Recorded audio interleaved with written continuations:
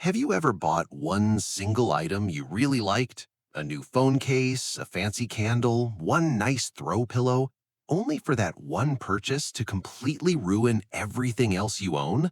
Suddenly, your desk looks old, your chair looks cheap, your entire room looks like it's fighting with itself.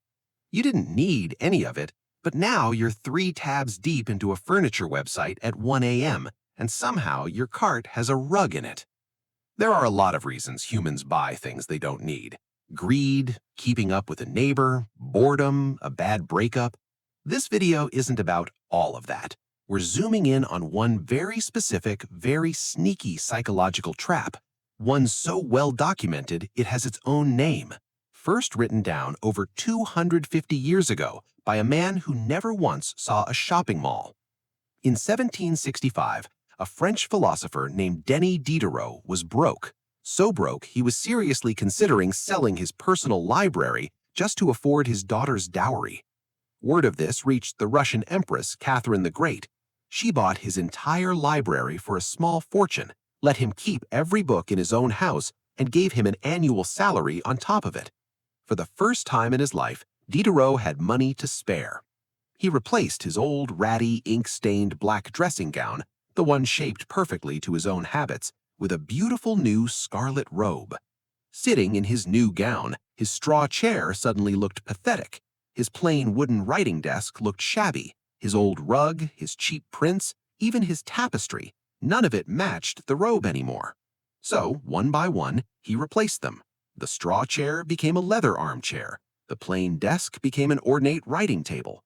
The cheap prints became expensive ones.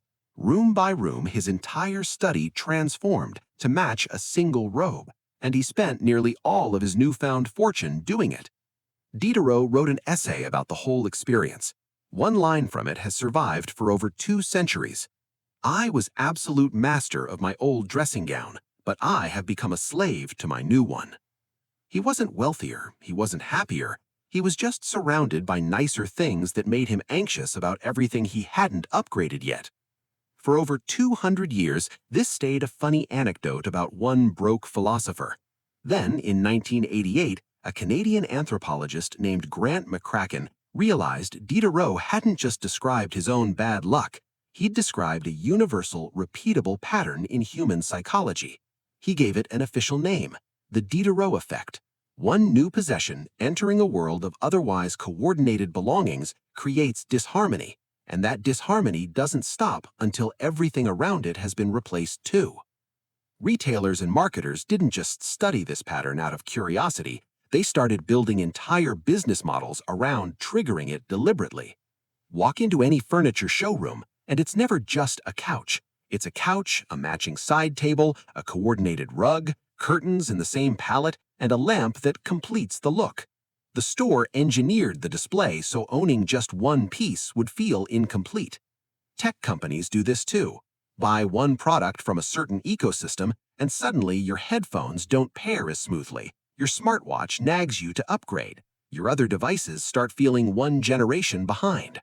Fashion brands release entire capsule collections, deliberately designed to look wrong unless worn together. None of this is an accident. It's the Diderot effect industrialized. Part of the psychology behind it is called hedonic adaptation. The thrilling feeling from a new purchase, the little dopamine hit, fades astonishingly fast. Within days, sometimes hours, the new item just becomes your new normal. Your excitement resets back to baseline. Your standards don't. The new item quietly recalibrates what acceptable looks like around you, and everything that hasn't caught up now reads as deficient by comparison. The second piece is about identity, not objects. Your possessions aren't just things you use, they're a story you're subconsciously telling about who you are. Psychologists call this our drive for self-consistency.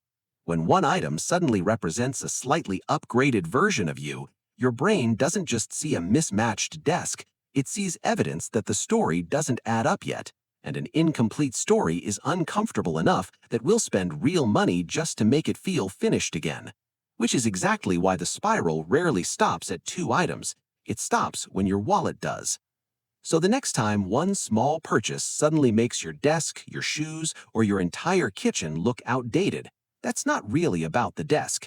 That's 250 years of documented human psychology quietly running in the background, and an entire modern industry that has learned exactly how to profit from it.